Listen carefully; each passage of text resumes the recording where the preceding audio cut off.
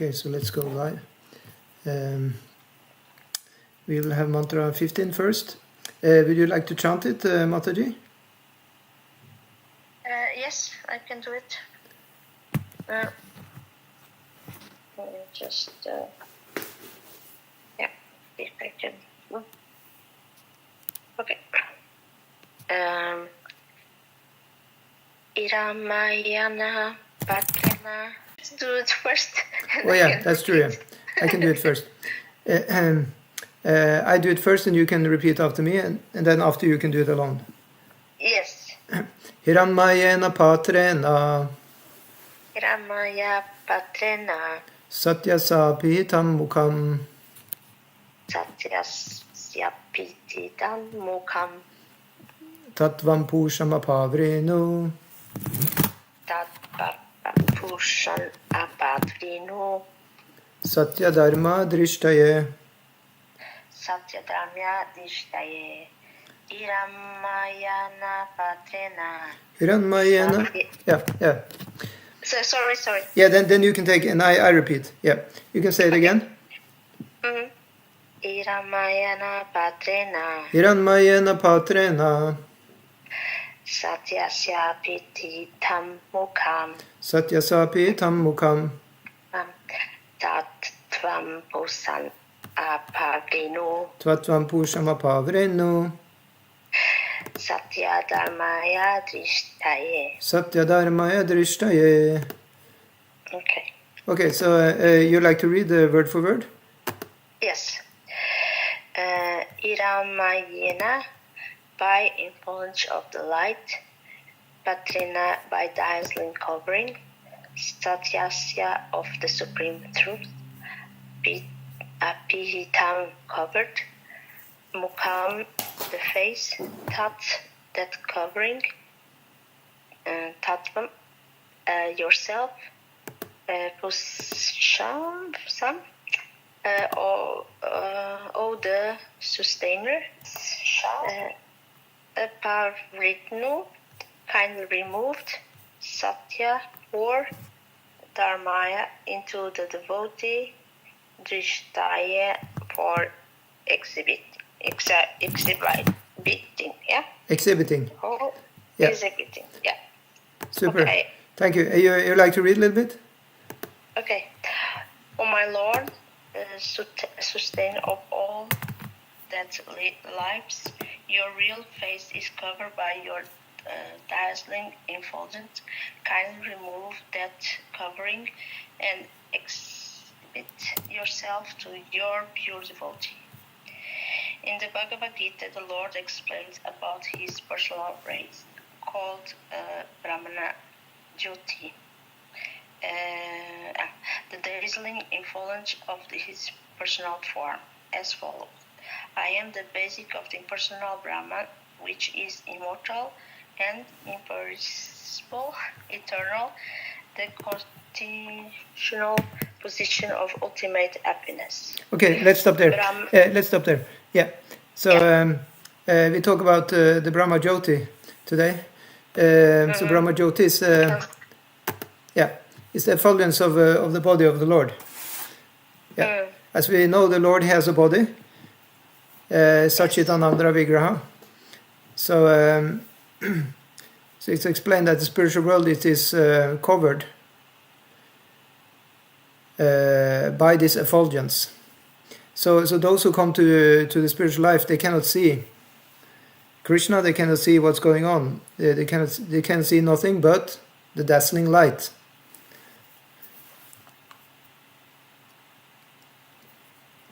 And that is called and that is called the Brahman realization. Yeah, you've heard people, some people, they say they had some spiritual experience. Yes. But, it may not be much of persons. They just feel, the light, the oneness, that we are all in the same, We're not different from nothing else. We're just part of the whole, this whole holistic,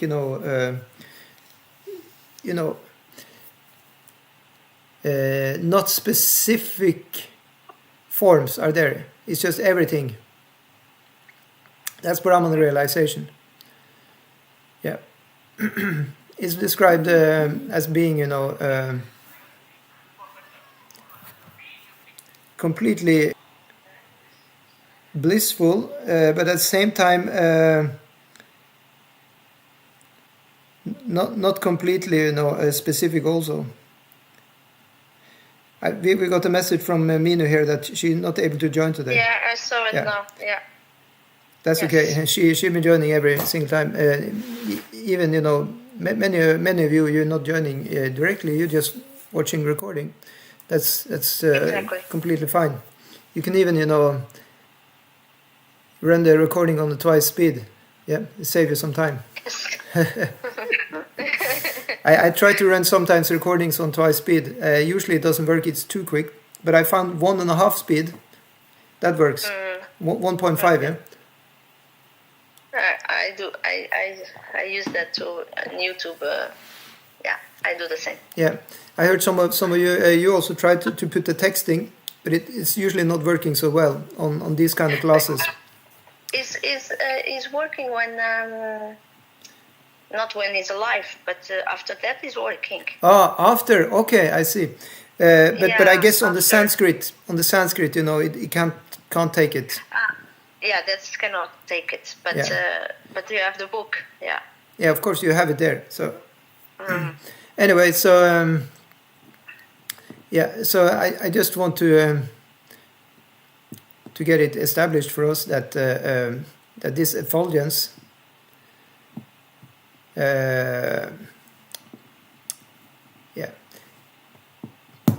it's said to be really insurmountable even. Just imagine if you were looking at the sun, yeah. But that happens one time in your life. It can happen never. Can happen. A lot of people happen a lot. What? Yeah, but just the concept. If you're looking at the sun, what chance do you have to see? The people on the sun. Let's just imagine for now, that there is people there.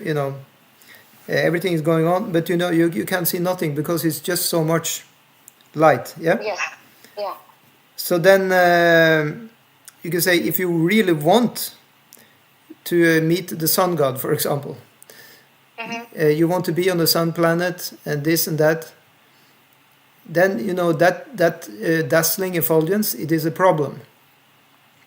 Okay. Right? It is a problem. Yeah. So in that way,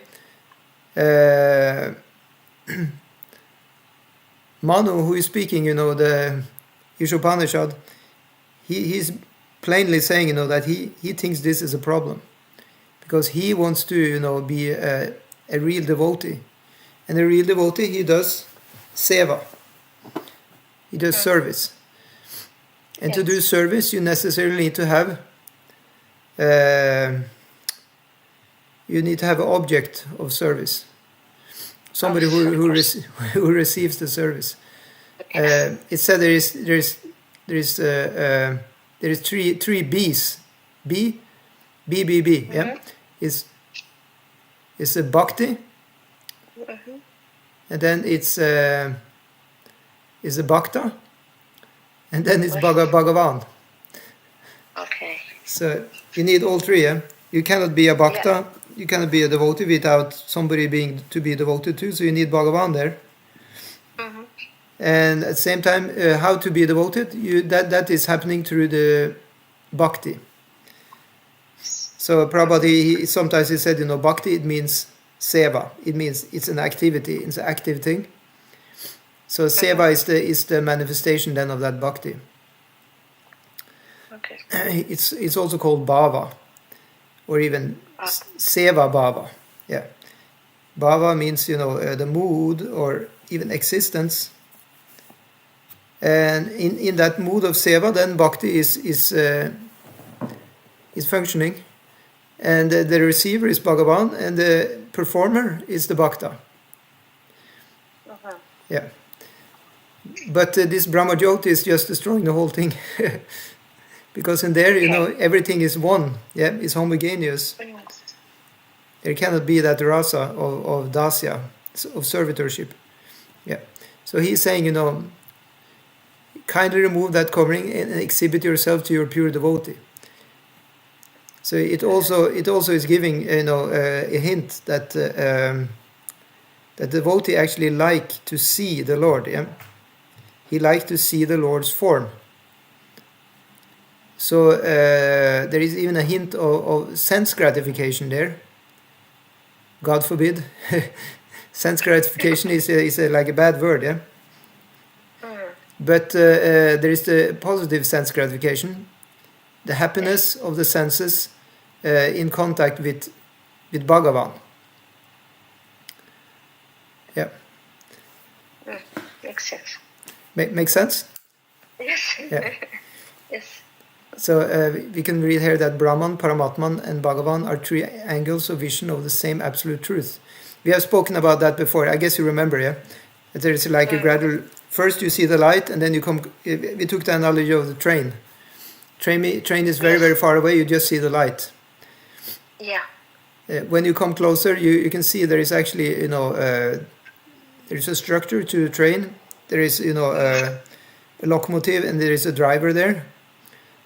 And when you come even closer, when you are there on the train station, the train has arrived. Then you can even meet the person, the train driver, and speak with him. Yeah. That's his Bhagavan realization. Yeah. So Brahman is the face of the absolute truth, most perceptible to the beginner. That's why all beginners, they cannot have so much concept of spiritual personality. They usually even don't believe really in it. It's just too, you can say, far out that God can be a person. But that is changing quickly as soon as the prospective spiritualist starts chanting and starts doing seva. So Paramatma is the face of the absolute truth for those who have progressed, because then at Paramatma level one starts taking instruction. And Bhagavan is the ultimate realization of the absolute truth. This is confirmed in the Gita, where the Lord says that he is the ultimate concept of absolute truth. He is the source of Brahma Jyoti as well as the all-pervading Paramatman feature. That's the verse quoted above, 14:27. There he says he is the basis of the impersonal Brahman. Brahmanohi pratishta aham. As he says that he is the ultimate reservoir of the Brahma Jyoti, or impersonal conception of the absolute truth, so also he says in the Gita that there is no need of explaining his unlimited potency. It can be summarized in short that by his one plenary portion, the all-pervading Paramatman, he maintains the complete material cosmic creation. And in the spiritual world also... Yeah. Continue. Yeah, and in the spiritual world also he maintains all manifestations. Therefore in the Shruti mantra of Śrī Īśopaniṣad he is addressed as Pushan, the ultimate maintainer. Can you explain this a little? Yeah. Pusha, it means... it means protector. Protector. Yeah, or here in the word it says sustainer. Yeah.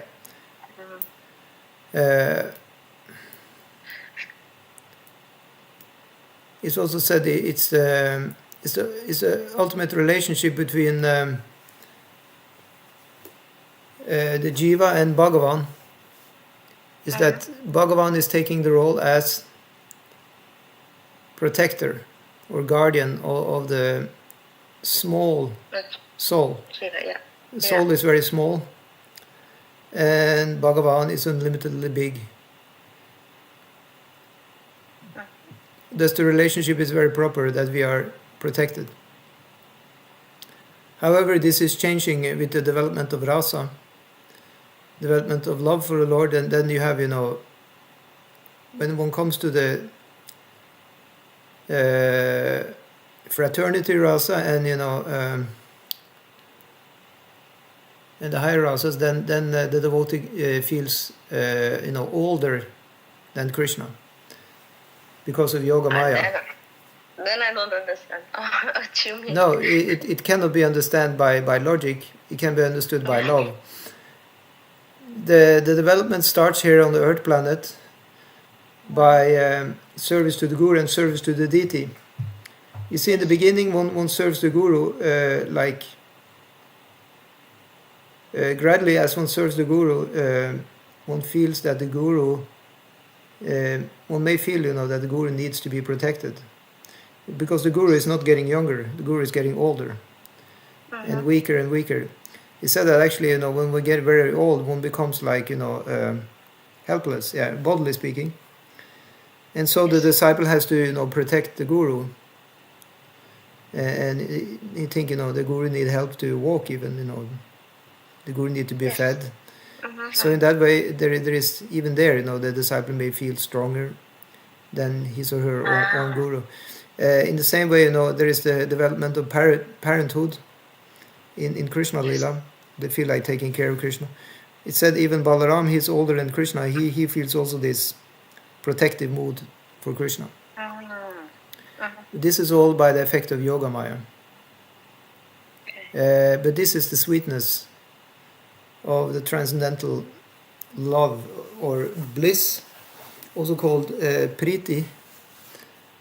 And that is wanted, this development, because otherwise there cannot be any, you can say, madhurya. The bhakti and priti is different? Bhakti is going all the way up to priti. So it becomes very, very dear. Lord becomes very, very dear to the devotee. Just like a child is very, very dear to the mother. Yeah. And in that way, there is the full, focus on protecting the Lord. But right now, we are, in the opposite situation. We may say we are spiritual babies. So now, the Lord has very much protective power over us. Similarly, with our spiritual master also, is simply protecting us. Yeah. So that's how we start. Yeah. So the personality of Godhead, Shri Krishna, is always full with transcendental bliss. So that bliss is said that one is realizing gradually. With Bhava, the bliss is there, fully realized. It becomes in prema. Yeah. When he was present at Vrindavan in India 5,000 years ago, he always remained in transcendental bliss, even from the beginning of his childhood pastimes. So the difference with Krishna is that he is always in bliss from the very beginning. Yeah. While we are trying to build up. Yeah. Yeah. That's interesting, yeah. Yeah. The killing of varieties of demons, such as Aga, Baka, Putana, and Pralamba, were also pleasure excursions for him. When he was within his village, he was enjoying with his mother, sisters, and friends as the naughty butter thief, and every one of his associates was enjoying celestial bliss by his stealing. The Lord is known as the butter thief, but the term is never used in a derogatory sense. The term butter thief, in the case of the Lord, is used with the understanding of the pleasure of his pure devotees. Everything that was done by the Lord at Vrindavan was for the pleasure of his associates there. Such manifestations were created by him to attract the dry speculators in the transcendental line, as well as the acrobats of the so-called Hatha Yoga system, trying to find the absolute truth.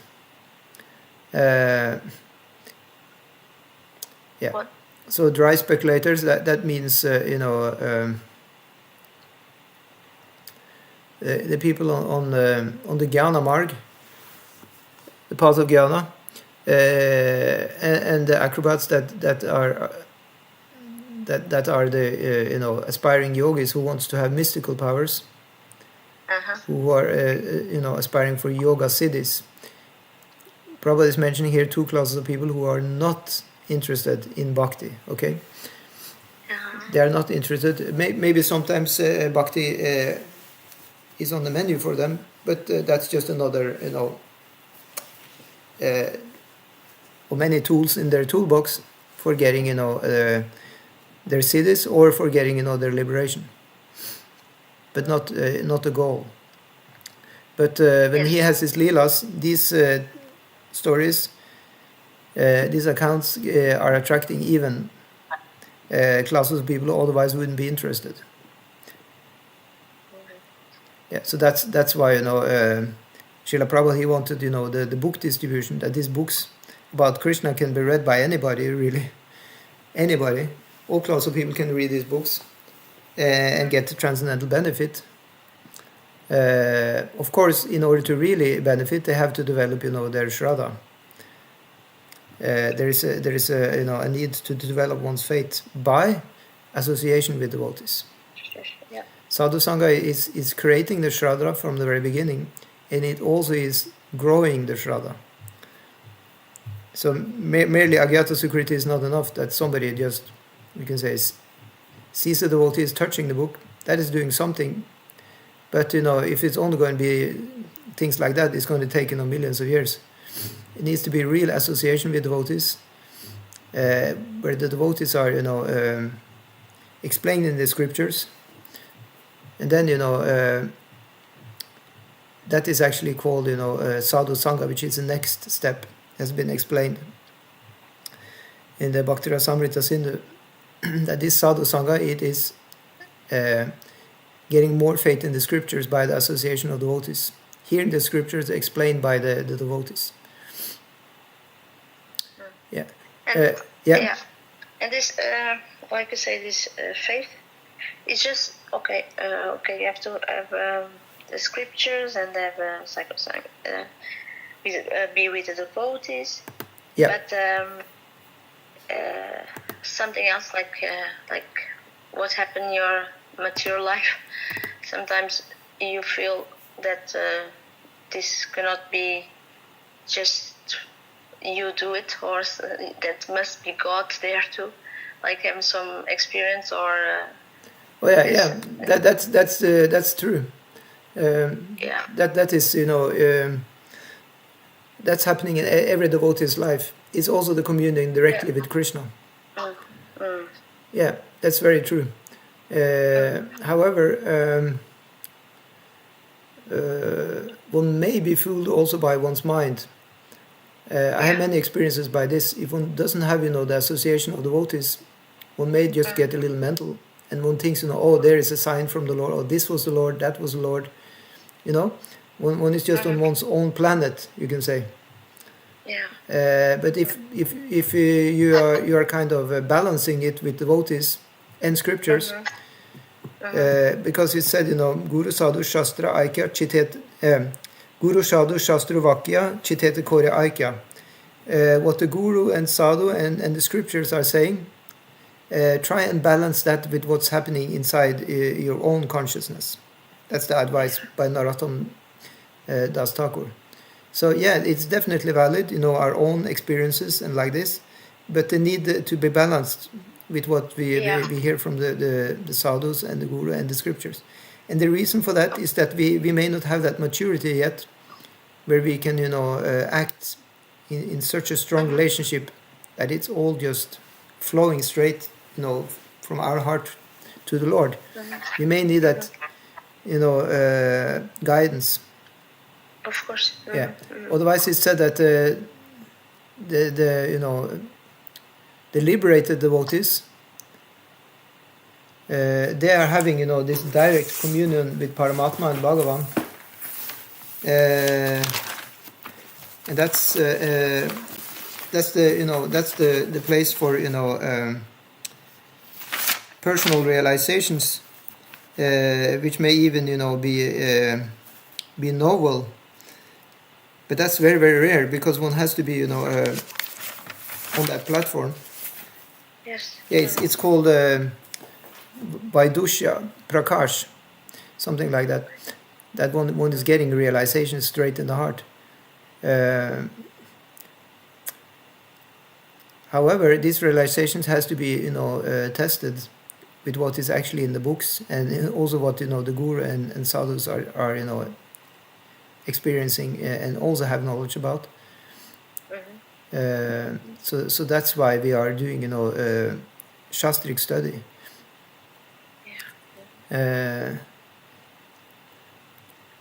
You can say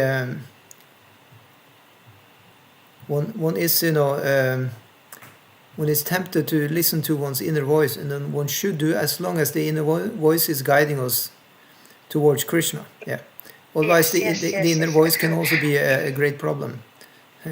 If you are not, if you are not strongly, if you're not as strongly in sattva guna, then there is a little hope that we can, jump to the platform of transcendence. It's said usually that the springboard to sattva guna is, like springboard to transcendence, is sattva guna.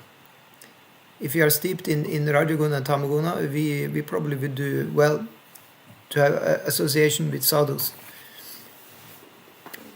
Okay, so of the childhood play of the Lord with his playmates, the cowherd boys, Shukadeva Goswami in the Srimad Bhagavatam said, the personality of Godhead who is perceived as the impersonal Brahman of bliss, who is worshipped as the Supreme Lord by the devotees, and who is considered an ordinary human being by the mundane, played with cowherd boys who had achieved that position after a huge accumulation of pious deeds. That's technically called Krita Punya Punya. It's accumulation of punya, but it's not ordinary pious deeds. It's called, you can say, Bhakti Unmukha Sukriti is a technical term. Punya and Sukriti means the same, but this is pure Bhakti, the Bhakti Samskaras. So that's different than just, normal piety is very good, but that may be on the platform of Sattva Guna only. The kind of bhakti piety means that we have chanted, that we have, taken prasad, we have, favorably that we did this, that we have, listened to, bhakti shastras. That is, that is the pious deeds we talk about here. Yeah. Thus the Lord is ever engaged in transcendental loving activities along with his spiritual associates in the various relationships of Shanta, calmness, Dasya, servitorship, Sakya, friendship, Vatsalya, paternal affection, and Madhurya, conjugal love. Paternal affection, you know what that is? That is a parent affection. Yes. Yeah. Yeah. It's said that the Lord never goes out of the Vrindavan Dham, and so it may be asked how he manages the affairs of his different creations. This is answered in the Gita. He pervades all the material creation by his plenary part, known as the Purusha incarnation.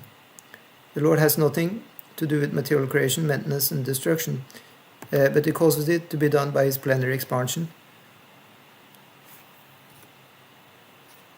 Where was it now? This Paramatma, or super soul feature. Every living entity is known as Atman, soul. The principal Atman, who controls them all, is Paramatman, super soul. Yeah. So let's read on. The whole system of God realization is a great science. The materialists can only analyze and meditate on the 24 factors of the material creation.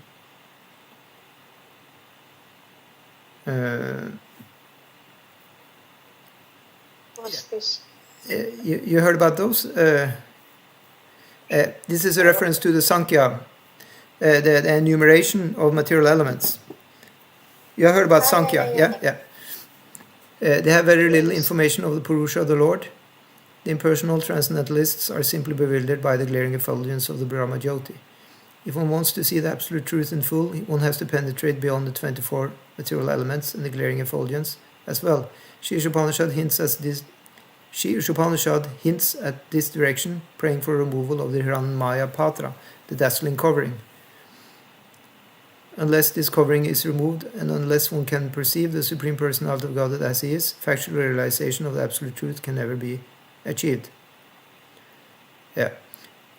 So one word about that is the Sankhya philosophy has always been there. It's used to break down, this material world into, elements. Yes. And it does become, detached also at the same time from this by neti process that I'm not earth, I'm not water, I'm not And also the subtle, I'm not mind, I'm not intelligence, I'm not false ego, I'm not my knowledge acquiring senses, I'm not my working senses. And in that way one simply sees the difference between matter and spirit. One sees I'm spirit and all these 24 elements, they are material. The problem is that it has also been used by atheists. So they are also breaking down, the world into elements to be, detached. But then it ends there. There is no relationship with Bhagavan. Yeah. They simply want to be liberated. Yeah.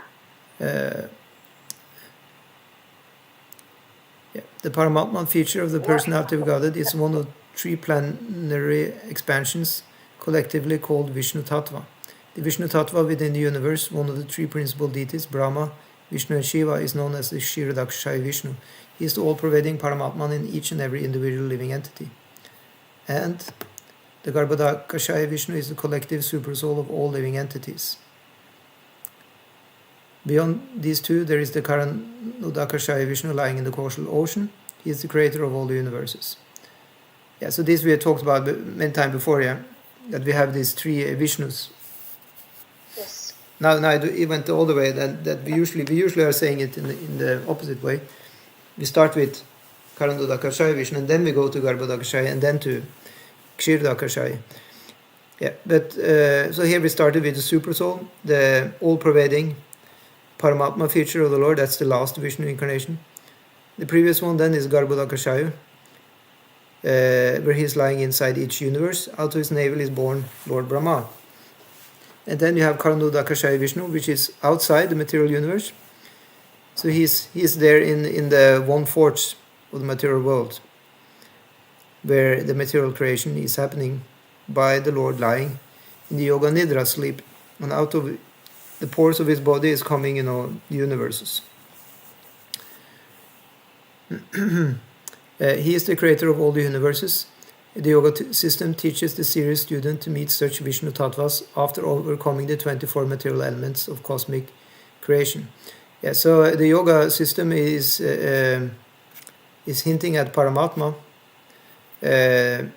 Yoga system specifically is based on the Yoga Sutra, and one of the limbs of Yoga Sutra, one of the practices one is supposed to do there, is a worship of the Ishvara, which has been explained to be the Paramatma in the heart, even Vishnu personified. The culture of empiric philosophy helps one to realize the impersonal Brahma Jyoti, which is a glaring effulgence of the transcendental body of Lord Shri Krishna. This is confirmed in the Bhagavad Gita as well as in the Brahma Samhita. Yeah, so another quote from Brahma Samhita. In the millions and millions of universes, there are innumerable planets. Sorry, I went away. I didn't have a battery. Oh, okay. Did you miss something? You can continue, Pablo. Yeah. In the millions, I simply was reading from the book. In the millions and millions of universes, there are innumerable planets, each and every one of them different from the others by cosmic constitution, and all of them situated in the corner of the Brahma Jyoti. That's what I mentioned. Maybe you didn't hear that since you were away. That is the corner of the Brahma Jyoti. That is 1/4 of the spiritual creation. There is a corner, and there Karanodakashaya Vishnu is lying down, and he's breathing out all the universes. Yeah, so that's 1/4 of that's the corner Prabhupada is mentioning here. Yeah, that's where you have all these unlimited universes being breathed out. Yeah. I think you've said that before. Yeah. This Brahma Jyoti is the personal ray of the Supreme Personality of Godhead, whom I do worship. This mantra of the Brahma Samhita is the position of factual realization of the Absolute Truth, and the Shruti mantra of Śrī Īśopaniṣad under discussion is a confirmation of this mantra as a process of realization. It is a simple prayer to the Lord to remove the Brahma Jyoti so that one can see the real face of God. Okay. Yeah. You can see it's a simple prayer, but it's not so simple to remove the Brahma Jyoti. Yes. That's not so easy. How are we going to do it? Well, Lord Brahma himself, he says, in one of the Upanishads, he says that chanting Hare Krishna mantra is actually the best method. Yeah. He says there is no better method than this. For the age of Kali, that is. Yeah. Perfect knowledge means to know the root of Brahman. The root of Brahman is Lord Shri Krishna, and in scriptures such as the Srimad Bhagavatam, the science of Krishna is perfectly elaborated. In the Bhagavatam, the author Srila Vyasadeva has established by realization that the supreme truth is described either as Brahman, Paramatman, or Bhagavan. But he has never said that the supreme truth is anywhere described as Jiva, the ordinary living entity. Therefore, the living entity is not the all-powerful supreme truth. Otherwise, there would be no need of prayer by the entity for the Lord to remove the dazzling cover in order to see his real face. Yeah. Makes sense, doesn't it? So why is Prabhupada going on this, rant? You can say, but he's doing that in order to protect us from the impersonalist conception, because they are always saying that actually we are just one with Brahman and with God, and that actually it's us. Everything is us. But of course that will definitely destroy the whole concept of bhakti, which depends on that there is a difference. Quantitative difference is there between the Jiva and Bhagavan. We are small, he is big. He is everywhere, we are just one place. It's a quantitative difference. He said in quality we are the same. In minute quality we are the same. So just like the fire, we have the same small sparks of the fire. Yeah. But we're not the great fire, we're just small sparks. And the analogy has been given that when we are leaving the fire, just as you can see somebody burning in a wooden fire, then the sparks of the fire, they're just landing somewhere and they just fizzle out. They're no longer fiery because they escaped from the fire itself. Okay. So when we move away from the fire, we move away from our spiritual source point, then we are becoming completely dull. Lackluster. Yeah. Yes, that's interesting. Very. Yeah. Any comments, questions? No, I was just thinking about what you said now. Sometimes we think that we are, like comparing what you say about the fire and the sparkle, and sometimes we feel our ego say, "Oh no, I'll say stark like Alice in English. You are strong." Yeah. In meditation or chanting, but then if you go a little away, it's not like this sparkle. It's gone. There's no fire there anymore. It's almost like the same with us. If we go away from chanting for a while, or don't read the scriptures, or don't go to the temple with the others devotees, that his spark can go away. I don't know. Yeah, it's true. It's true for the neophyte because the connection has not yet been made. Yes. Mm-hmm. There is a need. Strong enough. Yeah, there is a need to get the connection. Yeah. Once the connection actually has been made, then you cannot but think spiritually 24 hours a day. Then everything will be, connected. Until we get that connection, we are kind of in the in-between land. We're sometimes we're material, sometimes we're spiritual. And sometimes we're inspired, sometimes we're not. It kind of, what is it like a pendulum? Yeah. But the more we are practicing the sadhana, then the stronger we become.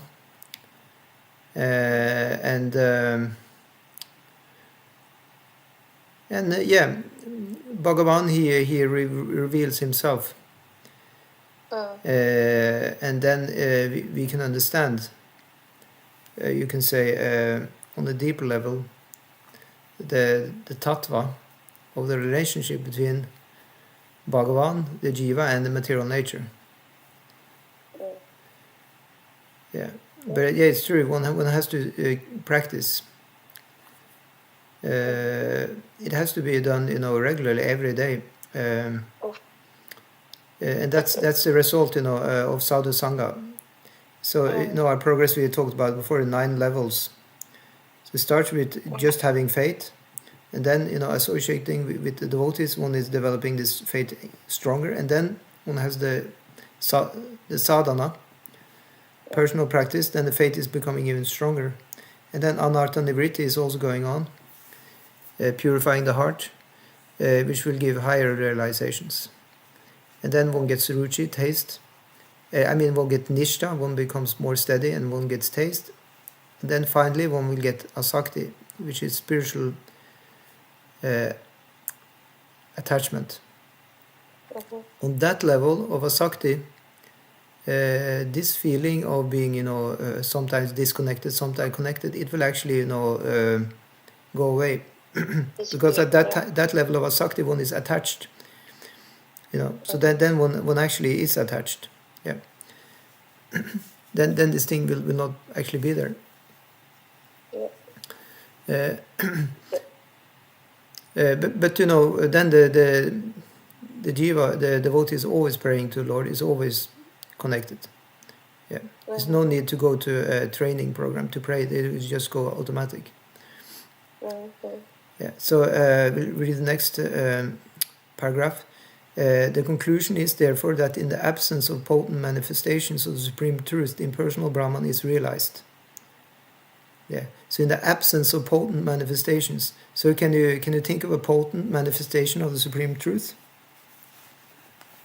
Absence of potent manifestation. No. Well, say if you go to a temple and you see the deity in the temple, Archa Vigraha, that is a potent manifestation of the Supreme Truth. So if we have such, a deity in front of us, or we are serving the deity, cooking for the deity, cleaning for the deity, decorating the deity or something, then, we are above impersonal Brahman, right? Then we are doing, seva, Bhagavan seva, we're serving Bhagavan. That's 100% above the impersonal Brahman. Similarly, when there is realization of the material potencies of the Lord with little or no information of the spiritual potency, it is called Paramatma realization. Yeah. So here we can say you have the kind of lowest level of Paramatma realization. On a higher level, of course, one is having, more information about the spiritual potency. But it's true that it's just, you could say it's just one of the stations on the journey. Yeah. No devotee wants to just stop at Paramatma realization. They want to continue to Bhagavan realization. Because devotees, per nature, a devotee will be attracted to the pastimes of the Lord. And that's why, they naturally will just flow toward, more and more, hearing about this pastime, and that is the attraction for Bhagavan realization. Yeah. So that's why Prabhupada says here, therefore both Brahman and Paramatma realizations of the Absolute Truth are partial realizations. But when one realizes the Supreme Personality of Godhead, Sri Krishna, in full potency after the removal of the Ranmaya Patra, as is prayed for in this mantra, then he realizes that Vasudeva Sarvamiti, Lord Shri Krishna, known as Vasudeva, is everything, Brahma, Paramatma and Bhagavan. He is Bhagavan, the root, and Brahman and Paramatma are his branches. Yeah, so what is the meaning of Hiranmaya Patra? So Hiranya, it means, gold, yeah. So it's golden effulgence. Yeah. So isn't it very attractive, the effulgence of gold? Yeah. So this attraction, to the glimmer or the glitter of the material world, it is a problem for the devotee, and he is praying for it to be, removed. So in a translated sense, you can say he is praying to not be so passionate. Yeah, because the mode of passion, one is really, enamored by this, one is, mesmerized by this glaring, light. But in the stronger mode of goodness and beyond goodness, in the mode of, bhakti, then one is, seeing, a different light, and that is, the light inside. Inside? Yeah. Not external. Yeah. There is a nice prayer, in the, or utterance in the Chaitanya Charitamrita.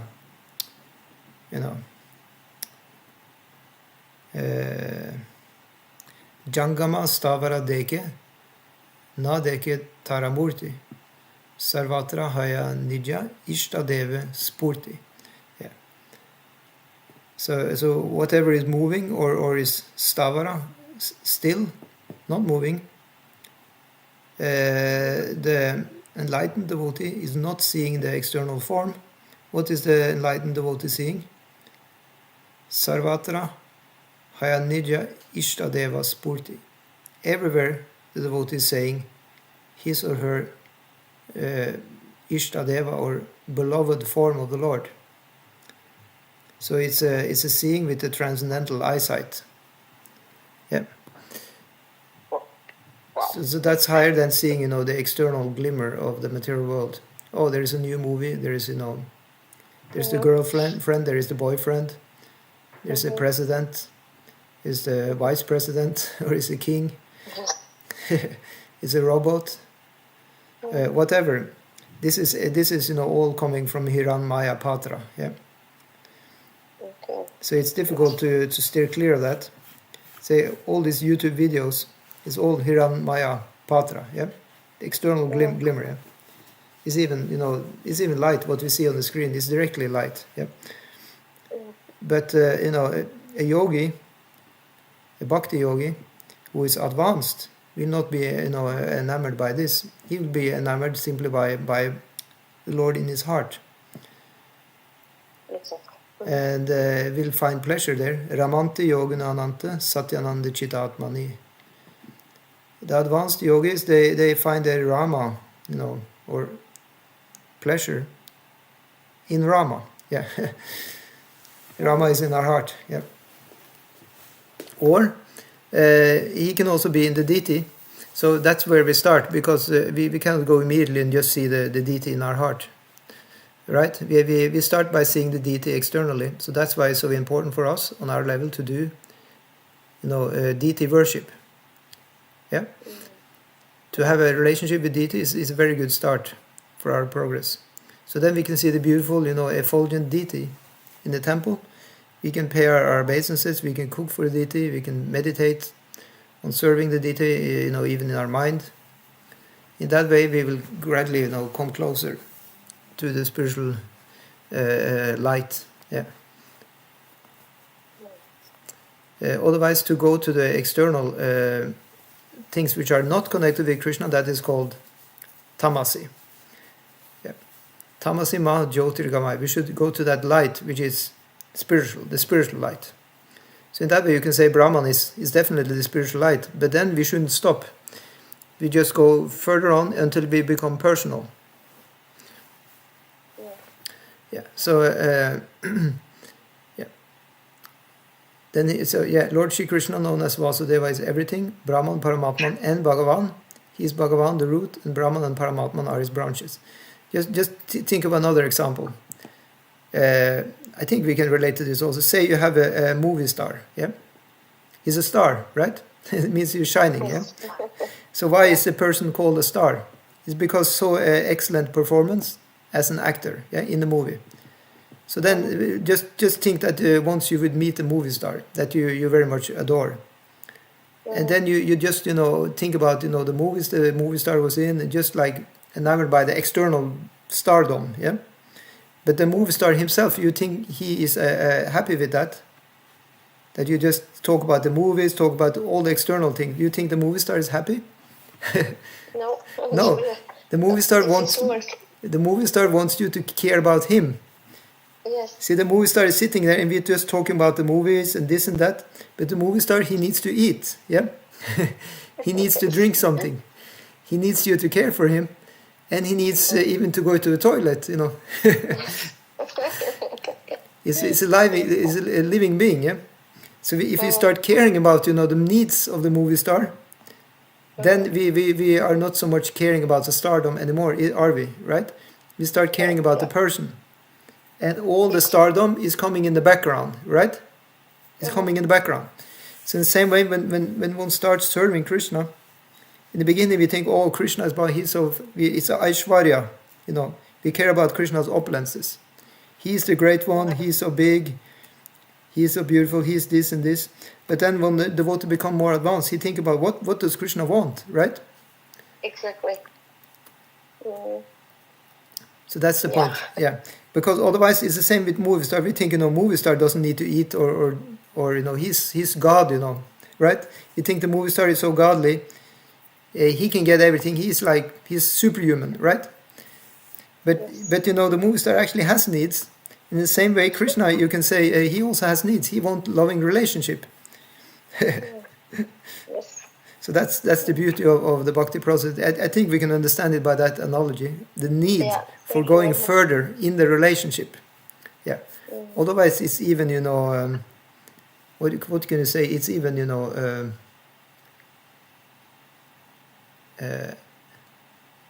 what do you call this? It's even offensive, right? Say you have a movie star and you just treat him as a star and not as a person. Star is impersonal, right? A star, right? It's just giving light. It's impersonal. It's offensive, right? Yeah. So in the same way, if we treat Krishna just as Brahman, it's actually offensive. So that's why sometimes, you know, Prabhupada is talking heavy against, you know, the people who just want Brahman. Yeah. Yeah. So because of that offense, we are stuck down here in the prison. Yeah. And Maya is whipping us with 3 different whips. Yeah. According to her, you know, she thinking, okay, now you know, we should be whipped with this whip. Now we whipped with, you know, the klesha, you know, trouble of our own mind and our own body. Yeah. Adi atmika klesha. So then we suffer with our own body and mind, and then we don't suffer from other people or from the weather. It's just our own body we're suffering. So that's one whip that Maya, at her own, you know, will, she thinks now he can be whipped with this rascal, who is impersonal, you know, to Krishna. And then at the other time she takes another whip, and that's the whip, you know, of other people or other living entities. The dog is barking, or somebody else is making our day sour. Yeah. So that's another whip of Maya. That's called adibautika klesha. And then we may have, you know, other people are nice to us, our body is okay, but then, you know, the weather is terrible. And there is an earthquake or whatever. So then the roof is just escaping from our house, you know. Suddenly we don't have a roof on our house, right? So that's called adidaivika klesha. Then we're getting bad karma, you know, from the demigods. That can be wars, that can be stuff like that, which is completely, you know, just given out by actually the devas. So then that's the third whip that Maya is whipping us with. So in that way, you know, it's not really, you know, rewarded to be impersonal or be just after, you know, the star or the effulgence of the Lord. Yeah. Okay, so in the Bhagavad Gita there is a comparative analysis of the 3 grades of transcendentalists known as Gyanis, the worshipper of the impersonal Brahman, the Yogis or worshippers of the Paramatman feature, and Bhaktas or devotees of Lord Shri Krishna. It is stated in the Gita that amongst all types of transcendentalists, one who is a Gyani, who has cultured Vedic knowledge, is supreme. Yet the Yogis are still more than the Gyanis. The yogis are far superior to the fruitive workers as well. And amongst all kinds of yogis, the one who constantly serves the Lord with all his energy is topmost. So Prabhupada's putting quotation marks. This is the last verse in the 6th chapter of Bhagavad Gita. Yoginam api sarvasham matgatena antar atmanha. Shradhavan badito yomam samye yuktatamo mataha.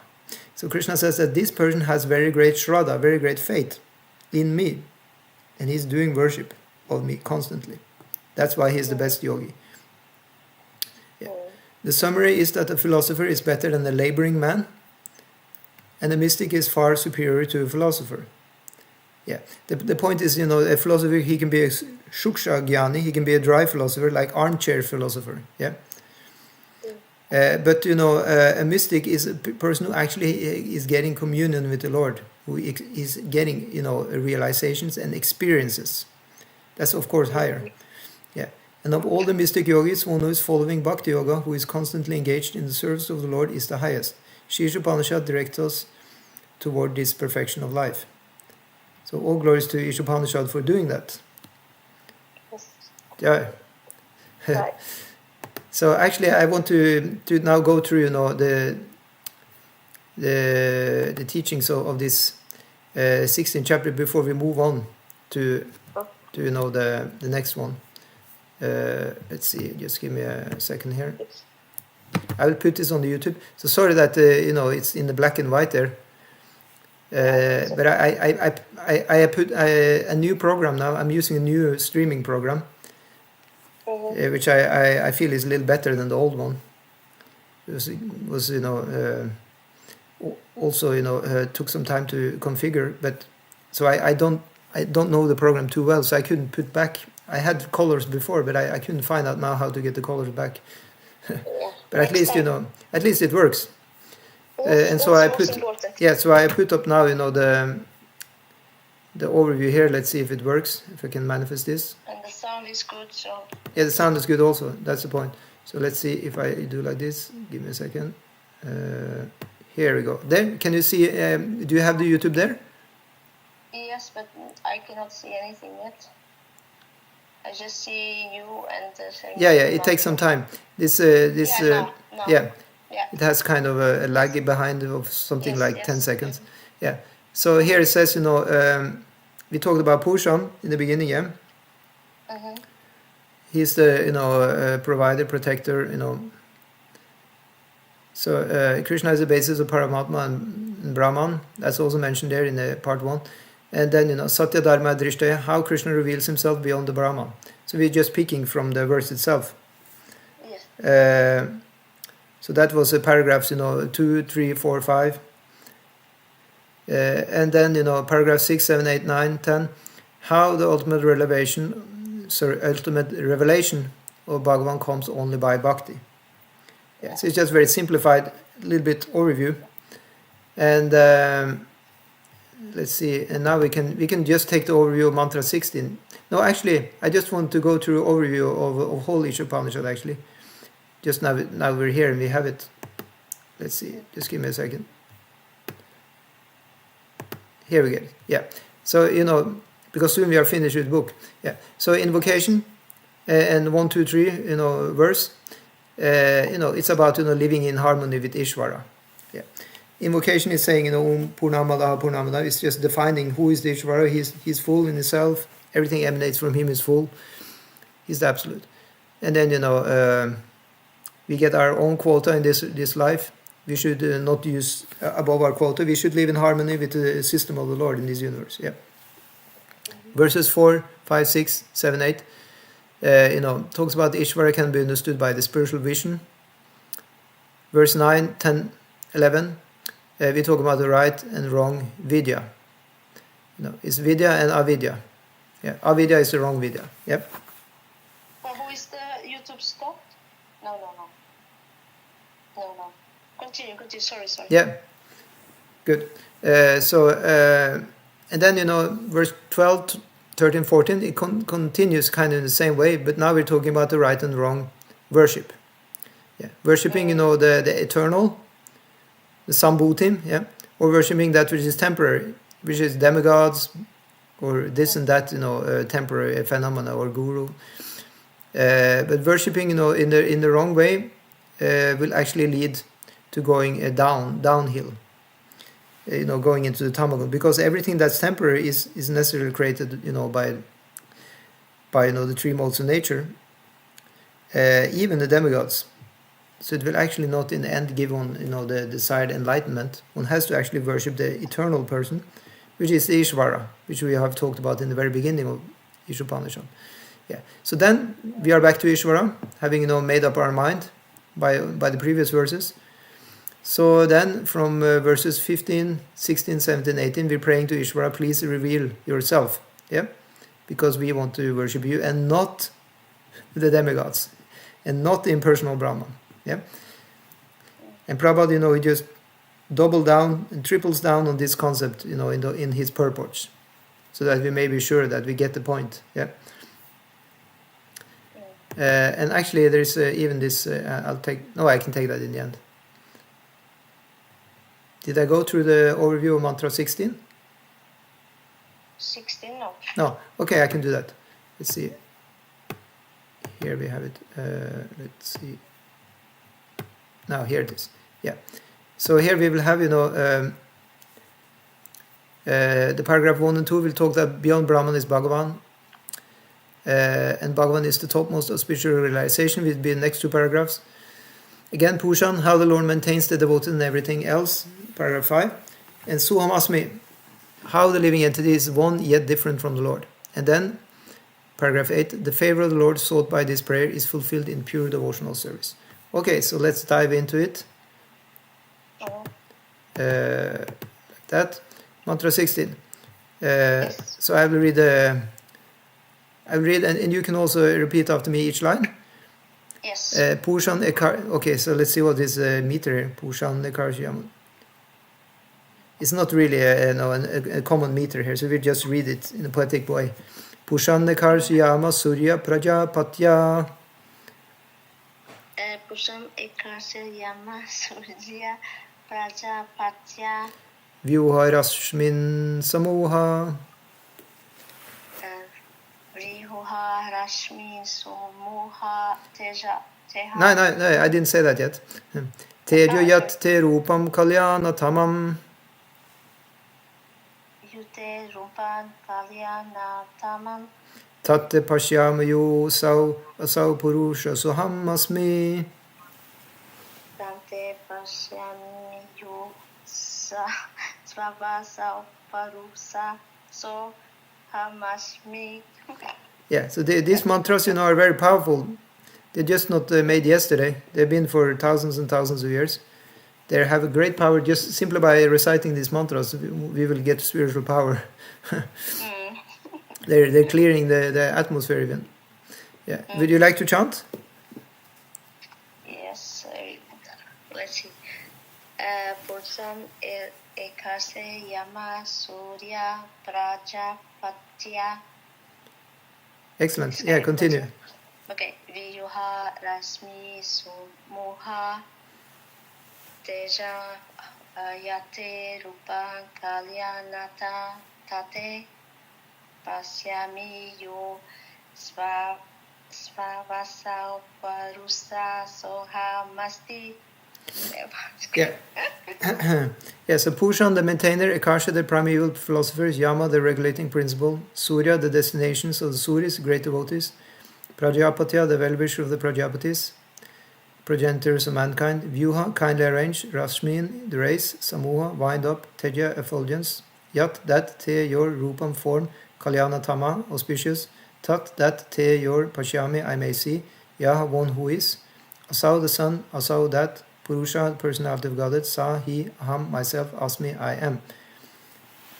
O my Lord, O primeval philosopher, maintainer of the universe, O regulating principle, destination of the pure devotees, well-wisher of the progenitors of mankind, please remove the effulgence of your transcendental rays, so that I can see your form of bliss. You are the eternal supreme personality of Godhead, like unto the sun, as I am. As I am? Yeah, we will get to that. Okay. Don't worry.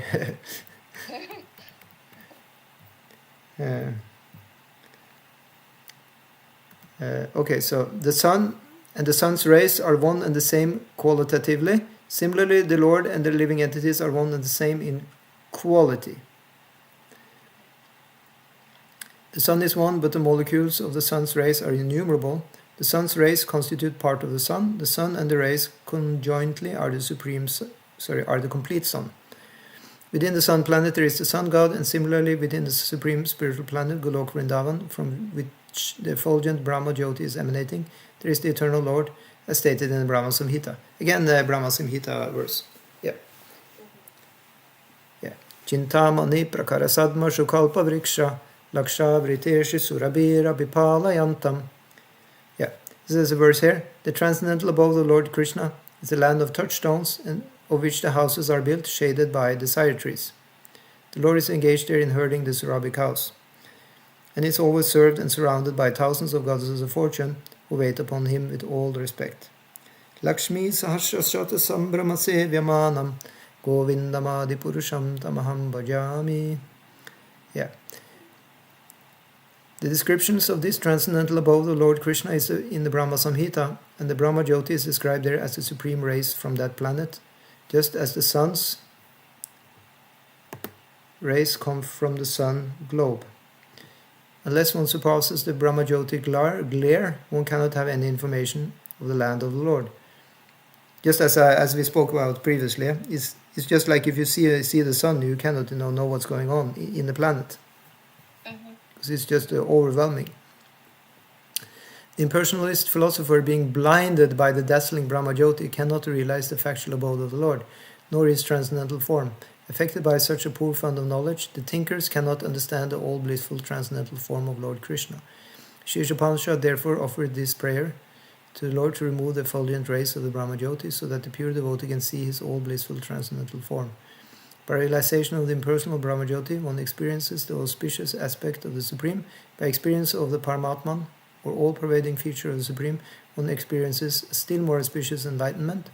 And by meeting the personality of Godhead face to face, the devotee experiences the most auspicious feature of the Supreme. Just like when you see the train far, far away, you haven't seen the train before. In the night, you just see the light, and it seems very fantastically nice, because it's dark and you see a huge amount of light. It seems so amazingly nice. But then you see closer and see, oh, it's a real train. So many compartments. There's the different wagons, and then you have the locomotive, and you can see there is also some driver in there. And then when you come close to a train who is stopped at the train station, then you're getting the greatest experience to actually get to know the train driver. And you have personal conversation, maybe go and eat together, like this. That's the real enjoyment, right? When you have a personal, exchange. The other things seem fantastic also. But, comparatively, we all agree that the most fantastic and nice is actually to meet the person, isn't it? Yes. So just look at this. When we are more impersonal, you can say, we can just sit and watch the YouTube video, right? And it seems to be so wonderful, right? All kinds of effects, maybe there in video. We are very impressed by all the light, lightning effects, yeah? But then we may think, the person who made the YouTube video must be very nice, yeah? So in the end of the YouTube video, you may see the maker of the video is appearing, yeah? And we think, that would be nice. That's actually nice to see the person. And we think that then at that point, actually the maker of the YouTube video is more interesting than the video itself, right? And then we think, what if we actually could meet the person in the live? So then we write in the comments, can I please meet you and discuss further? And then when we actually meet the person live, in the flesh and blood, then we think, whoa, this was even much better, because now it's personal. And then one can become friend, with the person. Yeah. So in the same way, God seems so far away. We just see His energy here. We think, oh, you are so great. All this light, the sunlight is coming from you. The moonlight. We're getting vegetables from you. Please give me, my daily vegetables. Yeah. Please give me fruits. We can pray to the Lord. Yeah. But when we learn that He's actually a person, we may want to meet Him, and then we can, write to Him. We can pray to Him. Right? And just guess how wonderful it would be to finally meet him, actually, personally. Yeah, it really is like that. And then we think, our previous life, and we just was thinking about God, watching God on the screen, we just saw the light. That was really, actually, we just lived in actually darkness, actually. We will think like that. Although we had the light, right? The light was there, but compared to being with Krishna himself, it's actually darkness, comparatively, right? Yes. So in that way, it takes that we sober up our material existence, and we're not too much enamored by this. We're not too much impressed by that, because we know we have something better in store. Something much better is there ahead of us if we go that path, right? So this is not all in all. Like, we can enjoy a super pizza and have a super entertainment on the big screen, right? We can drink fizzy drink, have the pizza, and then great entertainment and big speakers, great sound system, surround sound system, yeah. And think this is life, I don't need anything more, but we're sitting there alone, right? So it's not the highest. So in that way, it's a progress of consciousness, actually, to go further, and then finally we find, if we are with a great person, then we can even be poor, right? We don't need to have a great eating even. On the higher level, we just appreciate that friendship so much. So that's why devotees, they can even fast for Krishna, right? They may even suffer seemingly, but they enjoy so much being with Krishna that's actually not suffering. Yeah, so this is actually the level of the devotees. But it can be understood for people who are completely absorbed now in the enjoyment of the effects of the Lord. Yeah. Yeah. It's the ambience, the ambience of life, the ambience of this world is very, intriguing and it can be very satisfying seemingly, but it actually doesn't satisfy the heart. Exactly. Yeah, that's yeah. So that's the difference, between this Paramatma and I mean, especially between, the Brahman and the Bhagavan. It's like a huge difference. Okay, so yeah, that's what Prabhupada says, yeah. Therefore, there is a gulf of difference between the living entity known as Atman and the controlling Lord known as Paramatman, the soul and the supersoul. Paramatman is the controller and Atman is controlled. Therefore, they cannot be on the same level. Just like, back to this, my favorite example of sitting with the movie screen. Like, are we controlling the movie or is the movie controlling us? the movie is controlling us. Isn't it? It's manipulating us. Something happened in a movie, we become scared, right? Something happening in a movie, we become angry. Something happening in a movie, we become sad. Even sometimes we get tears in the eyes, right? It's amazing. We just manipulated. The movie maker is controlling us. It's not us who control the movie. So in that way, when we are absorbed in the gifts of God, which is this material world, we are controlled by that. And actually, we are more or less bound up by this. Yeah. That's why it's not the highest level, obviously. Yeah. The Paramatman fully cooperates with Atman and thus is known as the constant companion of a living being. So that's even, sometimes the devotees on a higher level, they feel even ashamed that they were asking the Lord to have all these things for enjoyment. Yeah. It's like, why did I ask you, to get pizza, pasta, and movie, when I could be with you? Yeah.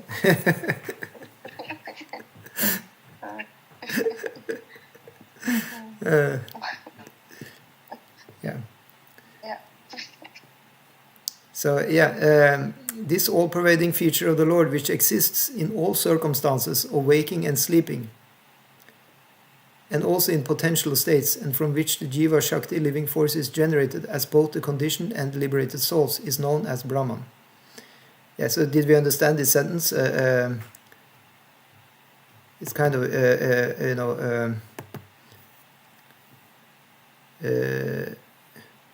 intriguing. He says, it's there, all pervading, even when we are wakened, even when we're sleeping. Yeah. Even in the sleep, this Brahman is there. All our dreams. What are they? Of course. That's Brahman. Yeah. It's going on. Yeah. Yeah, of course. Yeah. So we're not really escaping it, but it said in the dream state we are taking a little break. So we are in susupti, deep sleep. We don't even dream, and then we are just recharging our batteries. Just in that part. Yeah, in the sushupti. Just like I mean, we can have another funny analogy. Say a mobile phone. When you're charging it and and the mobile phone is still on, right? But you're charging. Yeah. So that's the same as dreaming. We're having dream sleep. We are our consciousness is still rolling. We are experiencing so many things in the dream. So we're still awake, you can say, but in the subtle body only, not in the gross body. But then, if you turn off the phone completely, right? Yes. And then you're charging. So that's the same as susupti or deep sleep. And it said, like just in the phone, yeah. When you have turned off the phone, is it charging better? Right? Yeah. It's charging a little bit better, right? Yes. Because it's not using any energy Like for, us. yeah. So no new messages is coming into the phone when you turn it off, right? So in the same way, when you're completely unconscious, no messages is coming in. Actually, it's completely blank. Yeah. But then the charging will be very good. Yeah. But then there is a fourth layer, and that's called Turiya state, and that's actually the transcendental stage of the soul itself. And that we can have the analogy further. Then you can say that's when you just don't need the phone. Yeah. Then you can communicate with people by telepathy. Yeah. That's the best. Yeah. Like that. Yeah. So now, we have our communicator already. That's the Paramatma. It's a constant companion in the heart. Yeah. Yeah. So thus the Lord is the origin of both Paramatman and Brahman, and therefore he is the origin of all living entities and all else that exists. One who knows this engages himself at once in the devotional service of the Lord. Such a pure and fully cognizant devotee of the Lord is fully attached to him in heart and soul, and whenever such a devotee assembles with similar devotees, they have no other engagement but to glorify the Lord in terms of his transcendental activities. Those who are not as perfect as the pure devotees, those who have realized only the Brahman feature or the Paramatman feature of the Lord, cannot appreciate the activities of such perfect devotees. But the Lord always helps such pure devotees by supplying necessary knowledge within their hearts, and by his special favor, he dissipates all the darkness of ignorance. Thus, this the philosophers and yogis cannot imagine, because they more or less depend on their own strength. As is stated in the Katha Upanishads, the Lord can be known only to those whom he favors, and not to anyone else. Yeah, so that's a famous verse in the Katha Upanishad, which Prabhupada also quoted a few times. It says, you cannot get the Lord, labha, you cannot achieve the Lord by your own study, by your own meditation, by your own chanting, by your own this or that. You can only actually get the Lord when he himself chooses by his own sweet will. Yeah. He cannot be purchased by anything. But of course, sometimes it is said that a devotee who is behaving properly, and then the Lord is very pleased and he will reveal himself. Yeah. But it's not like a machine, a vendor machine. You just put on the money and it comes. But why is this point even made? Well, it is because there is a class of people who actually believe that the Lord is like a vendor machine. They're called karmakanda people, and they are doing all the routine duties such as the fire sacrifices and pious activities, and they expect to go to heaven as a result. For them, heaven is the highest level, and that's supposed to come just as in a machine. You just put in enough money and you will get it. Yeah. So they believe that doing enough piety you will get it. So I'll give you an example of karmakanda, which is famous from the books, the Puranas. So you have the king. It said the king he can do horse sacrifices. In that way he established himself as a king of the whole world. Of course that was back in the day. And when he had done, 100 of these, called Shata Kratu, then he just had bought himself, the ticket to become the next Indra in Svargaloka. Yeah, simply by doing 104 sacrifices. Of course, it's not simple. It's very difficult. But that's an example of karma kanda. Yeah. But we are, of course, not into doing horse sacrifices because it's not allowed in Kali Yuga to do that. Yeah. We wouldn't do it probably even if it was allowed. Yeah, I hope not. We simply chant Hare Krishna and try and do service and associate with devotees and hope for the best. Yeah. Because we're not interested in going to heaven, then we may get a special grace by the Lord. And such special favors are bestowed upon his pure devotees only. Śrī Īśopaniṣad here indicates such favor of the Lord beyond the purview of the Brahma Jyoti. Yeah, and now we will see in Mantra 7 and 18 more, you can say, intense prayers directly to the Lord for being accepted back, in the spiritual world. Let's see, I think I should show one more slide here, which I had prepared, which I have ready here. Let's see, the overview of Mantra 16. Did you? Oh, we already saw that one. Yeah. Yeah. Yeah. So that. Oh yeah. We have another one here. Let's see. We can take an overview of these. Yeah. So mantras 15 and 16, which you have today, is like take me beyond the white light to the Supreme Person. Yeah. Like in a nutshell. Yeah. Yes. And then further on there is prayers 17, 18. Take me through all the obstacles of conditioned life to you. Yeah. Wow. So in that way, this is a very beautiful Upanishad. And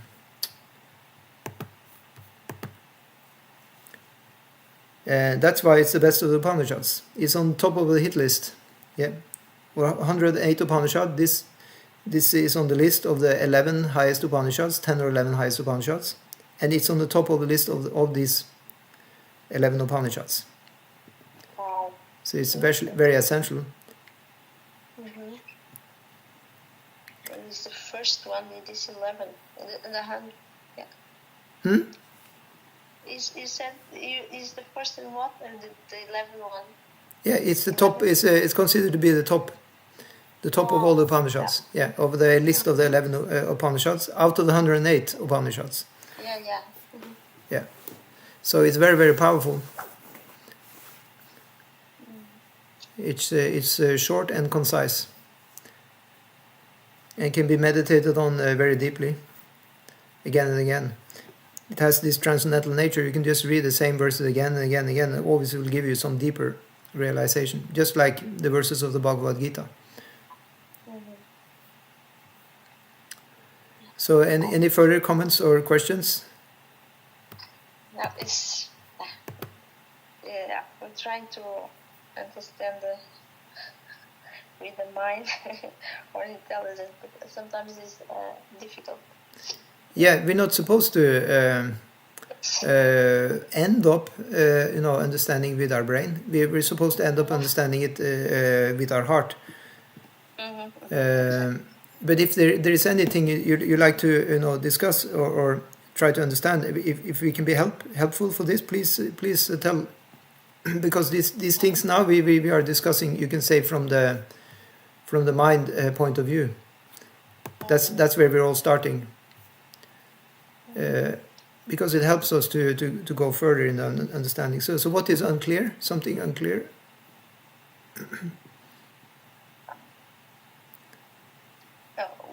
What we read was, I understand, but sometimes in the practical day, it's not so. It's clear, but of course, take time to get there. 100%. Even if, when you, of course, you chant, you know, you believe in the scriptures, and in my case, I push myself. Like, I chanting every day, of course, but sometimes I have to push myself to do it. And I try to read every day too. Try to go to the classes, to go to the temple, but how can I say? I cannot say it's not easily. It is not easy. I have to push me to do it. You understand what I'm saying? And then? And then that's it. Yeah, that's good. But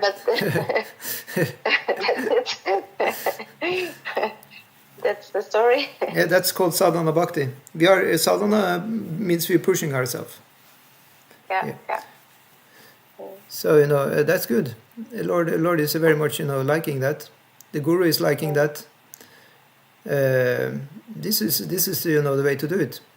Every day we're pushing ourselves to chant. We're pushing ourselves to have, some kind of program where we also, we read, study a little bit the scriptures. And, in that way we fill up our bhakti account for the day. And hopefully, we can run our consciousness nicely for the rest of the day. That's the thing, our sadhana should some or other keep us going, in the spiritual consciousness for the rest of the day. So in that way, there's usually a need for increase of the sadhana. I'm not talking that you should end up chanting 100 rounds, but it's more in increase in the you can say the absorption, or you can say even the quality of the sadhana can increase. Yeah. Say you have set aside 2 hours a day to do your sadhana, for example, or maybe more. Say chanting maybe takes 1.5 hours or 2 hours, and then maybe one hour for reading, studying.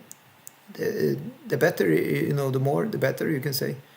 But of course, we have capacity also. According to taste and capacity, we can do, and then we have some seva, some service we may do. But actually, everything we do, if we do this sadhana, everything, then everything can actually be the seva, because it will be in the category of karma yoga. That whatever karmas we're doing, whatever we do with our karmic senses, that is work. And by reading, the scriptures, by understanding the concept of service to the Lord, is actually He is everywhere, we are His devotees. So naturally, whatever we do is actually service, once we have accepted that fact of our relationship. So these books, which we learn in the Bhakti Shastri, there's Sambandha Jnana books. Yeah, Sambandha Jnana, you probably heard about. It means, the knowledge of the relationships. It's the ABCs books we are learning here in the Bhakti Shastri. So that's also called Sambandha Jnana Tattva. So with this knowledge under our belt, then we are able, now to serve the Lord in whatever situation we are in. We take this as service to the Lord. Like we're discussing here now, the book. This is service to the Lord. Later, we are chanting maybe. This is service to the Lord. We are cooking something. This is service to the Lord. We even go to sleep. This is also service to the Lord. Everything is service to the Lord.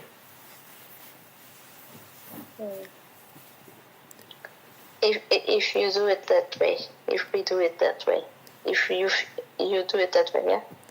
If we have this, that we are doing this. Yeah, but my question again, how is the service, happening? Where is it happening?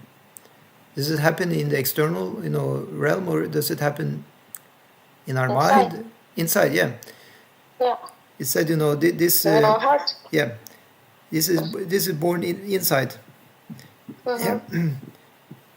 So in that way, it's possible for us to do it. Once we have, you can say, understood the basic philosophy, and accepted it, and have some relationship, with Guru, Sadhu, and the scriptures, then the whole field, you can say, have been now prepared to sow the Bhakti Lauda Beach, and now we can start watering this plant of Bhakti. Yeah. And we water that by chanting, by doing service, and gradually it becomes real. Yeah. It transforms from only being in our mind to be in our heart and become part of us. Yeah. Mm-hmm. So that's called a realization, as we said the other day. A realization. Yeah. So it becomes real. Yeah. But yeah, it's a little bit of a time gap, maybe before it really takes over the consciousness. Yes, of course. Mm-hmm. But you are showing a very good example yourself. To have, I've heard you're chanting every day. The all the rounds, and you're even getting up early in the morning, and so in that way you are then called a sadhaka. You are called sadhakas, practitioners, and the result of this sadhana by the sadhaka will be siddha. That will be the full realization later on. So a sadhaka, when the sadhaka has become a little bit mature, then the sadhaka is ready to have the initiation by the guru. Yes. And that I always encourage, because it helps a lot. Yes.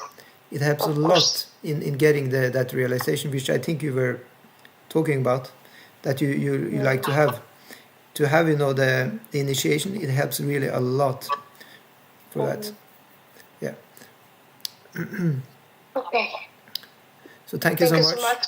Yeah, so we'll continue tomorrow, and that will be maybe just mantra 17, and then we have mantra 18 on the Sunday feast.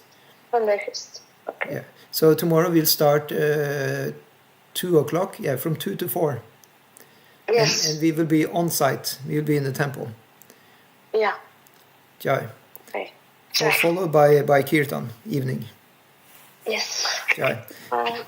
Hare Krishna, thank you so much. Srila Prabhupada ki jai, Śrī Īśopaniṣad ki jai. Jai.